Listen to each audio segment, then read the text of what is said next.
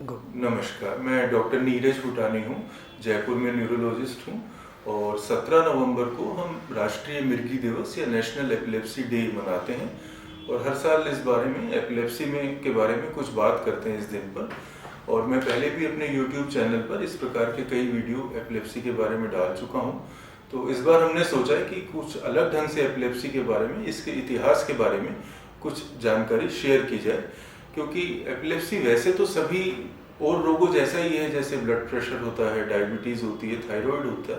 पर इसके साथ हमेशा से ही अंधविश्वास जुड़े हुए हैं, क्योंकि इसके जो लक्षण होते हैं उन लोगों को बड़े नाटकीय या ड्रामेटिक जैसे लगते हैं। तो हम सबसे पहले देखें तो करीब 4000 वर्ष पहले तक भी लोगों को एपिलेप्सी के बारे में मालूम था और एपिलेप्सी रिपोर्टेड है लिटरेचर्स में, पर उसमें ये लोग माना करते थे कि ये किसी चंद्र देवता का प्रकोप है। और इस प्रकार से ग्रीक माइथोलॉजी में भी एपिलेप्सी को एक आर्टेमिस नाम की एक देवी का प्रकोप माना गया है कि वो नाराज हो जाती तो वो लोगों को एपिलेप्सी दे देती है जिनसे वो खुश नहीं होती। और अगर हम हमारा पुराना लिटरेचर देखें तो हम हिंदी में एपिलेप्सी को कहते हैं अपस्मार। और अगर हम नटराज की मूर्ति देखेंगे तो उसमें जो शिव के दाएं पांव के नीचे एक छोटा दैत्य दिखाया गया है या बुरी आत्मा दिखाई गई है, उसका नाम भी अपस्मार है। तो अपस्मारा को कहा जाता है कि ये चेतना को लुप्त करने वाला एक दानव था और शिव ने इसको दबाया, कुचला, इसका विनाश किया ताकि हमारी चेतना प्रज्वलित रहे। तो उस समय लोगों को ये ज्ञान तो था कि एपिलेप्सी में चेतना चली जाती है और इसलिए उसका नाम अपस्मार दिया, पर पूरी स्पष्टता धीरे धीरे आई। और करीब हम 2500 वर्ष पहले देखें तो एक तो ग्रीक लिटरेचर में और भारतीय लिटरेचर में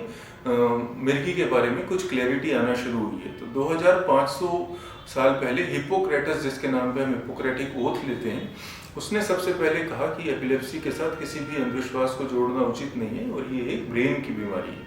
और उसने इसको डिस्क्राइब किया। करीब करीब इसी समय हमारे यहाँ महर्षि अत्रेय ने भी इस बीमारी को डिस्क्राइब किया और अपस्मारा को कई भागों में क्लासिफाई किया, उसको विभाजित किया। और चरक संहिता में भी फिर इसी करीब करीब आज से 2500-2600 वर्ष पहले की चरक संहिता मानते हैं, तो उसमें भी इसका जिक्र किया गया है कि ये कई प्रकार के दोष, जैसे हम पित्त दोष, वात दोष, आयुर्वेद में जो दोष माने जाते हैं, तो एटलीस्ट उन्होंने उसको शरीर के किसी बीमारी से जोड़ा है कि ये एक अंधविश्वास नहीं है और एक ये बीमारी है, और उसका चरक संहिता में उल्लेख किया है। और ये 2500 वर्ष पहले की इस नॉलेज के बाद भी कई सैकड़ों वर्षों तक लोग अंधविश्वासों से घिरे रहे और एपिलेप्सी के मरीजों के साथ अच्छा व्यवहार नहीं किया गया, उनको जेलों में डाला गया, सामाजिक बहिष्कार किया गया और हमेशा ये माना गया कि कोई बुरी आत्मा इस पे आ गई है तो झाड़ा फूक किया जाए, या इसको मेटाफिजिकल डिजीज माना गया, शारीरिक बीमारी नहीं माना गया। सबसे पहले हम अब लेटेस्ट में देखें तो 1840 और 1850 के आसपास कुछ स्पष्टता आनी शुरू हुई, जब जैक्सन नाम के एक वैज्ञानिक ने ये क्लियर किया कि ब्रेन के अंदर जो नर्व सेल होती हैं उनके बीच में विद्युत संचारण होता है और एपिलेप्सी उस विद्युत संचारण की एबनॉर्मेलिटी से पैदा होती है। जैसे उस नेटवर्क में कुछ गड़बड़ हो जाए या शॉर्ट सर्किट जैसा हो जाए तो मिर्गी का दौरा बनता है। और करीब करीब इसी समय ब्रोमाइड नाम की दवाई भी ढूंढी गई। फिर जैसे जैसे वैज्ञानिक रिसर्च आगे बढ़ी, 1930 के आसपास ब्रेन की संरचना काफ़ी स्पष्ट हो गई, लोगों को पता था कि ये न्यूरॉन्स होते हैं, नर्व सेल्स होते हैं, आपस में जुड़े होते हैं, इनमें विद्युत बहती है और एपिलेप्सी उससे संबंधित बीमारी है। 1950-60 तक काफ़ी आधुनिक दवाइयाँ भी इस बीमारी की आनी शुरू हो गई और उसके बाद से करीब 60-70 प्रकार की एपिलेप्सी की दवाइयाँ इस समय आ चुकी हैं। और अभी जो कई लेटेस्ट प्रकार की दवाइयाँ हैं, इसमें कैनाबिनॉइड, जिसको हम भांग या गांजा के नाम से भी जानते हैं, अभी बड़ा न्यूज़पेपर में चल भी रहा है, ये भी एक प्रकार की एपिलेप्सी की दवाई है। और कई ऐसे मरीज हैं जो और किसी दवाई से नहीं ठीक होते, इससे ठीक होते हैं अगर मेडिकल सुपरविजन में लिया जाए तो। और इस प्रकार से नई नई दवाइयाँ अभी लगातार आती जा रही हैं और करीब अभी 30 से 40 दवाइयाँ अंडर रिसर्च भी हैं। अब इतना सब होने के बावजूद भी करीब 2018 या 2019 के अंदर ये एक एस्टिमेट लगाया गया है कि इस समय विश्व में जो करीब 4 से 5 करोड़ लोग एपिलेप्सी से पीड़ित हैं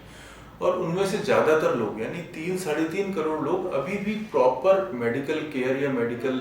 ट्रीटमेंट से वंचित हैं एपिलेप्सी के। तो अभी भी सोचिए कि कितना अंधविश्वास है या कितनी इग्नोरेंस है इस बीमारी के बारे में। तो मेरा आपसे यही निवेदन है कि एपिलेप्सी या इससे मिलते जुलते लक्षण हों तो डॉक्टर से संपर्क करें। और अब तो काफ़ी आधुनिक इन्वेस्टिगेशन आ गए हैं, एमआरआई कई प्रकार की आ गई हैं, जिससे कोई बारीक से बारीक भी दिमाग की संरचना में खराबी हो, जिससे शॉर्ट सर्किट हो रहा हो,